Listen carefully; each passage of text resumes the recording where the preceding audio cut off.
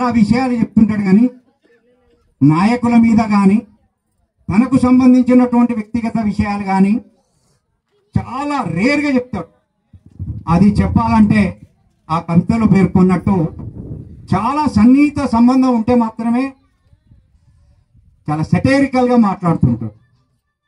ఆయన ఒక చెప్పిన విషయాన్ని నేను ఈ సందర్భం గుర్తు చేస్తాను. పీడిఎస్యు అనే ఒక చిహ్నాన్ని, దానికి పిడికిలి గుర్తును నిర్ణయిస్తున్నప్పుడు ఆ నిర్ణయంలో తాను కూడా భాగస్వామిని అని శంకరన్న నాకు చెప్పాడు. కానీ చాలా మందికి తెలియదు. ఎందుకనంటే ఆయన పీడిఎస్యు ఉద్యమ నాయకుడిగా బయటికి రాలేదు.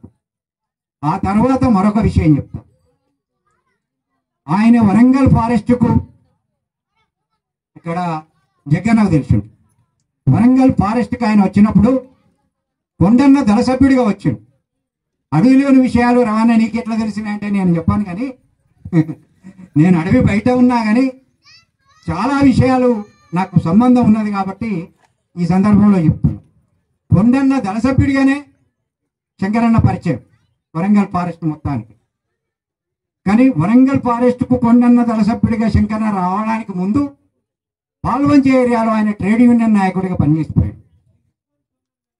ఆ ట్రేడ్ యూనియన్ నాయకునిగా పనిచేసిపోయి ఆ రోజు 1984లో జరిగినటువంటి రాజకీయ వైరుధ్యాల ఫలితంగా ఏర్పడినటువంటి పురపచ్చలు నాయకత్వంలో ఏర్పడినటువంటి విభేదాల ఫలితంగా కామ్రేడ్ రాధక్క అరెస్ట్ అయింది. కన్నపుల్లారెడ్డి వారి అంటే రాధక్క కూడా అప్పుడు విప్లవోద్యమానికి నాయకురాలు. రాధక్క అరెస్టుకు సంబంధించిన విషయంలో శంకరన్న కొరియర్గా పనిచేస్తున్నాడు అప్పుడు. కాబట్టి శంకరన్న మీద ఒక నింద మోపబడ్డది, నింద మాత్రమే. ఆ నింద ఫలితంగా శంకరన్న ఒక 3 నుంచి 4 సంవత్సరాలు పార్టీ నిర్మాణానికి దూరంగా, ఒంటరిగా, మానసికంగా అనేక అవస్థలు పడుతూ కనీసం పార్టీ పట్టించుకోని పరిస్థితులలో ఆయన జీవనాన్ని కొనసాగించారు. అయినప్పటికీ ఆయన విప్లవోద్యమం పట్ల ఉన్న ఆయన విశ్వాసాన్ని కానీ నమ్మకాన్ని కానీ ఆయన విడిచిపెట్టలేదు. మనలాంటి వాళ్ళమో లేకుంటే పరిస్థితి లేదని అయితే మనం ఇంటికి పోయేవాళ్ళం. 5 సంవత్సరాల తర్వాత, చీలిక తర్వాత విప్లవోద్యమంలోని నాయకత్వంలో ఒక నాయకుడు, ఇవాళ ఒక పార్టీకి నాయకుడిగా ఉన్నటువంటి నాయకుడు ఆయనను గుర్తించిండనే ఒకే ఒక కారణంతో ఆ నాయకునికి జీవితాంతం లాయల్టీగా పనిచేసాడు, జీవితాంతం చనిపోయేంత వరకు. ఆ తర్వాత రంగారెడ్డి జిల్లాకు పోయి రంగారెడ్డి జిల్లాలో విప్లవోద్యమ నిర్మాణానికి కామ్రేడ్ శంకరన్న చేయని కృషి లేదు. ఒక విప్లవోద్యమం కాదు, విప్లవ ప్రజా సంఘాల నిర్మాణంలో కూడా శంకరన్న చాలా సీరియస్ నాయకునిగా ఎదిగిండు. ఆ తర్వాత జరిగినటువంటి 86 చీలిక, ఏదైతే ప్రతిఘటన పార్టీతోటి చీలిక ఏర్పడుతుందని ముందే ఊహించి నాయకత్వం, ఆయనకున్నటువంటి అడవి అనుబంధంతో తిరిగి మళ్ళీ కొండన్న దళ సభ్యుడిగా వరంగల్ ఫారెస్ట్లో కామ్రేడ్ శంకరన్న ఎంటర్ అయ్యింది.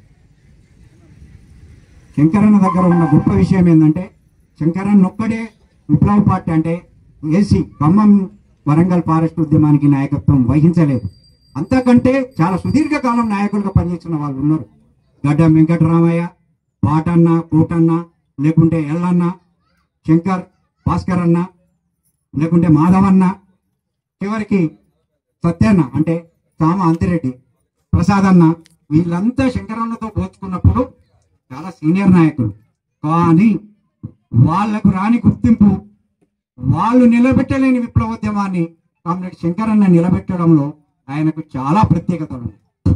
శంకరన్న ఒక విషయాన్ని ఏదో విడిచిపెట్టే తత్వం కాదు. ఇప్పటికీ ఆయన చెప్తున్న మాట నేను ఇప్పుడే భాస్కర్ తోటి అన్నా. నేను శంకరన్న ఉన్నప్పుడే నేను పీడిఎస్ నగర అధ్యక్షుడిగా ఉన్నా, జిల్లా అధ్యక్షుడిగా ఉన్నా, రాష్ట్ర అధ్యక్షుడిగా ఉన్నా. పార్టీ కార్యక్రమాలకు సంబంధించి చాలా సీరియస్గా ఇన్వాల్వ్ అయి పనిచేసిన సందర్భాలు ఉన్నాయి. కానీ ఆయన ఒక మాట చెప్పేవాడు, ఆ మాటను నేను మరొకసారి గుర్తు చేయదలుచుకున్నాను. ఆయన చరిత్రను ఎప్పుడైనా రికార్డు చేయండి అనేవాడు. చరిత్రను రికార్డు చేయండి అనే ఆయన ఒకే ఒక్క మాట కోసం నేను కొన్ని 100 కరపత్రాలు రాసి ఉంటాను. ఒక్కటి అరగాదు. వరంగల్ ఏరియా కమిటీ పరిధిలో జరిగినటువంటి పార్టీ కరపత్రాల నుంచి అన్ని ప్రజా సంఘాలకు సంబంధించిన కరపత్రాలతో పాటు అసలు 2 రోజులకు ఒకటి కాదు, రోజుకు 2 కరపత్రాలు రిలీజ్ చేసి బుక్లెట్లు రిలీజ్ చేసిన సందర్భాలు ఉన్నాయి. అందుకే చరిత్రను రికార్డు చేయమనే ఆయన మాటను ఇప్పటికీ మీరు పాటించాలని నేను విజ్ఞప్తి చేస్తున్నాను. నేను ఇప్పుడే అంటున్నా, ఇక్కడ ఒక్కొక్క కామ్రేడ్ ఒక్కొక్క అనుభవాన్ని సంపాదించుకున్నాడు. భీమన్న, తమ్మన్న, మన దుబ్బగూడెం సర్పంచ్, మేమైతే సాయినపల్లి నుంచి ఇటు పోయేటప్పుడు అడ్డు పోయేటప్పుడు నేషనల్ హైవే మీద బస్సుల మీద కనుక ఛాయ్ తాగినప్పుడు ఆగేటోళ్ళం ఎంతోమంది.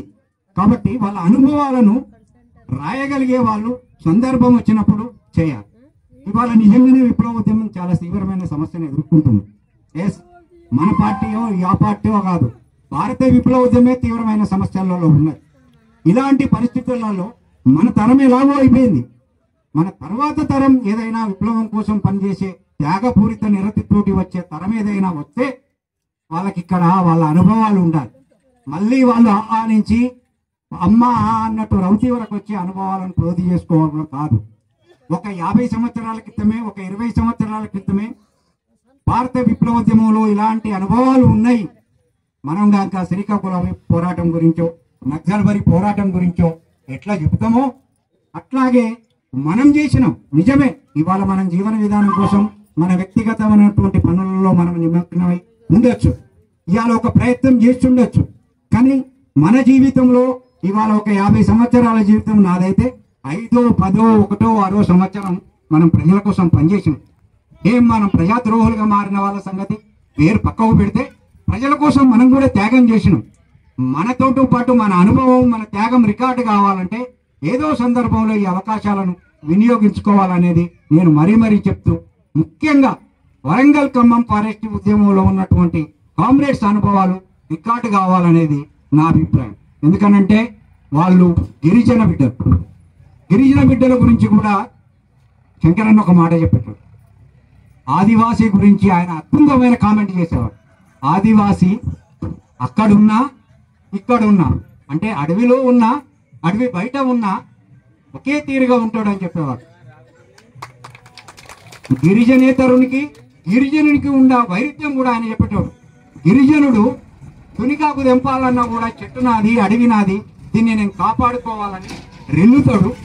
అదే గిరిజనేతరుడికి అడవి పట్ల ఒక స్పష్టమైన అభిప్రాయం ఉండదు కాబట్టి కొమ్మ కొట్టి తెంపుతాడని చెప్పేవాడు. అందుకే ఆయన వరంగల్ ఖమ్మం ఉద్యమానికి సంబంధించి చాలా సీరియస్గా స్టడీ చేసిన తర్వాతనే ఈ విప్లవోద్యమానికి సంబంధించి అనేక విషయాలు చేశారు. అందుకే ప్రతి నూతనత్వం శంకరన్న మీదే వచ్చింది. నేను శంకరన్న కంటే పోలుస్తున్నానని కాదు, కానీ అంతకంటే గొప్ప నాయకులను కూడా నేను చూశాను. నేను చూసిన నాయకుల్లో కామ్రేడ్ రామచంద్రం ఈ పార్టీకి జనరల్ సెక్రటరీగా పనిచేసాడు. జీవన్ నేను ప్రత్యక్షంగా ఆయనతోటి ఒక 20 రోజుల పైచీలకు కలిసి ఉండే సందర్భం వచ్చింది కోల్కతాలో. ఆయన చూస్తే ఇంత పిచ్చోడు అనుకుంటాం. అట్లాంటి ఆయన దగ్గర ఉన్న గొప్ప జ్ఞానము, మార్క్సిస్టు ఫిలాసఫీ, ఆయన అనుభవాలు చూస్తే నేను అంతకుముందు చాలా మంది నాయకులను గొప్పలు అనుకునే వాళ్ళని కీర్తించబడేవాడు. కానీ వాళ్ళందరికంటే కూడా కామ్రేడ్ రామచంద్ర చాలా అద్భుతంగా ఉండేవాడు. అంటే విప్లవోద్యమంలో చాలా మంది నాయకులు ఉంటారు, కానీ కామ్రేడ్ శంకరన్న వేసినటువంటి ముద్ర అనేది మామూలు ముద్ర కాదు. ఎందుకనంటే ఆయన ఆదివాసీలలో ఆదివాసీగా బతికేవాడు. మీరు ఈ ఫుల్ ఫోటో, ఇది దళ సభ్యునిగా ఉన్న ఫోటో అయితే ఆయన మైదాన ప్రాంతంలో ఆయన ఉన్న విషయం చూడండి. అంటే మీకు సింపుల్, నేను ఆయన తోటి వరంగల్ అంటే హైదరాబాదు సిటీలో దాదాపు ఒక 200 సార్లు నాకు ఆయనకు కలిసి ఉంటాను. 200 పైకి చిల్లర సార్. కానీ ఏ ఒక్కసారి కూడా మీరు నమ్మండి నమ్మకపోండి, ఈయన వచ్చేటప్పుడు నేను దొరకబట్టాలి అని నాకు ఆయన హోటల్ అడ్రస్ ఏదైనా అడ్రస్ చెప్తే నేను మరీ కూర్చుంటే ఈయన వచ్చేటప్పుడు దొరకబట్టాలంటే నేను ఒక్కసారి కూడా ఆయన దొరకబట్టలేదు. ఒక్కసారి ఆయన వచ్చి నన్నే రవి అనిపించింది. అంటే టెక్నికల్ గా కూడా అంత జాగ్రత్తగా ఉండేవాడు. అడవిని నేను అందులో ఒక వాక్యం పెట్టిన, అడవికి ఆధునికత నేర్పాడు. చాలా మంది తెలుసు ధరనాయకులు ఉన్నవారికి. మన దగ్గర ఒక సబ్మిషన్ గన్ను, ఏదో సాయుధ పోరాటం నాటి ఒక స్టెన్ గన్ ఉండేది. ఆ తర్వాత ఏదన్నా మన దగ్గర తుపాకు ఉంటే ముదాం రాములన్న పట్టుకున్న స్ప్రింగ్ ఫీల్డ్ రైఫిల్ ఉండే. కానీ కామ్రేడ్ శంకరన్న అడవి బాధ్యతలు తీసుకున్న తర్వాత ఆ పరిస్థితుల్లో కూడా అడవిలో అత్యాధునిక ఆయుధాలు, అప్పటి వరకు మనం పోల్చుకునే పీపుల్స్ వార్ పార్టీ తోటి కంపేర్ చేసుకున్నా కూడా మన ఆయుధ సంపత్తి ముందు, మన అధునాయక ఆయుధాల ముందు ఆధునికమైన టెక్నాలజీ చిన్న వాటి ఆయన తెచ్చేవాడు. అంటే అదొక్క విషయమే కాదు, రాయడంలో కూడా సన్నని కాగితాల కట్ట అని నేను ఇందులో వాక్యం పెట్టినా.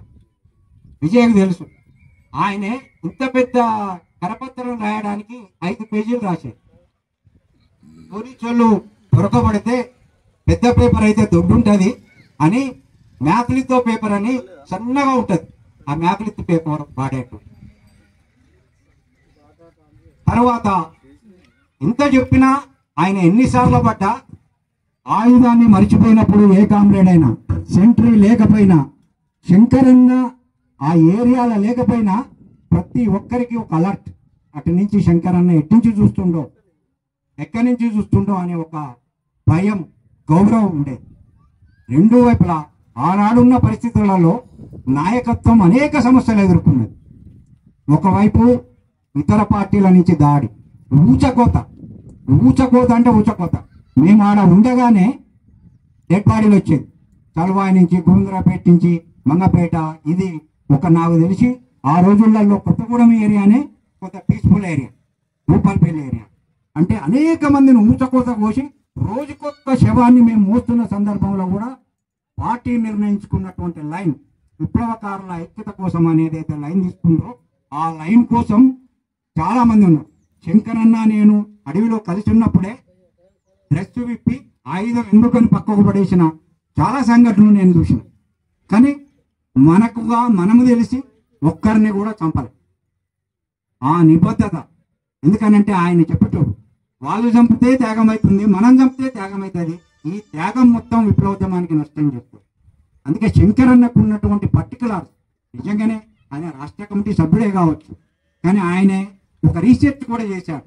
నేను చనిపోయిన తర్వాత చాలా సందర్భాల్లో ఆయన ప్రశ్న ఒకటి ఉండేది, ఈ గోదావరిలో ప్రతిఘటనా పోరాటాన్ని మరో మెట్టు ఎట్లెక్కిస్తాం, దీన్ని గెరిల్లా పోరాటంగానా లేకుంటే ఎట్లా తీసుకుపోతాం అనేది ఆయన చర్చ పెట్టేవాడు. ఇదే ప్రశ్న నేను అప్పుడున్న నాయకత్వం ముందు నేను అంటే, నాయకత్వం చల్లుమన్నది. ప్రతిఘటనా పోరాటం అంటే ఏంటిది, గెరిల్లా పోరాటాన్ని ఎట్లా తీసుకుపోవాలి. అందుకే శంకరన్న ఒక పరిపూర్ణత కలిగిన నాయకుడు. విప్లవోద్యమంలో ప్యూరిఫై అనేది ఉండదు, కానీ ఆయన ఆ స్థాయికి రావడానికి చాలా కష్టపడ్డాడు. తనను తాను తీర్చిదిద్దుకోబడ్డాడు. ఒక విధంగా చెప్పాలంటే ఆయన వ్యక్తిగత జీవితాన్ని, తర్వాత దాంపత్య జీవితాన్ని అనేక త్యాగాలు చేసి ఉన్నాడు. కాబట్టినే ఇవాళ శంకరన్నను మనం గుర్తు చేసుకుంటున్నాం. శంకరన్న లేని లోటు విప్లవోద్యమంలో చాలా మలుపులు జరిగేది కావచ్చు. ఎందుకంటే తర్వాత జరిగిన చీలికలు, వ్యవహారాల మీద శంకరన్న ఉంటే ఏం జరిగేది అని మనం అనుకునేవాళ్ళం. అందుకే శంకరన్నకు సంబంధించి వచ్చినప్పుడు ఒక ముద్ర, అలాంటి ముద్ర ఉన్నటువంటి నాయకుల యొక్క లక్ష్యం ఏంటిది, వాళ్ళ అవగాహన ఏంటిది, వాళ్ళు భావితరాలకు అందించినటువంటి సందేశం ఏంటిది అనేది ఇవాళ ఉన్న మన పరిమితులలో మనం అనుసరించే విధానం. కాబట్టి ఆ దిశగా ముందుకు సాగాలని కోరుకుంటూ శంకరన్నకు విప్లవ జోహార్లు అర్పిస్తూ, ఇదే రోజు నవంబర్ 16వ తారీఖు PDSU నుంచి కామ్రేడ్ కొంగర రవి కూడా మర్డర్ అయిన రోజు. కొంగర రవికి కూడా నా విప్లవ జోహార్లు అర్పిస్తూ ఈ అవకాశం ఇచ్చిన మిత్రులందరికీ ధన్యవాదాలు.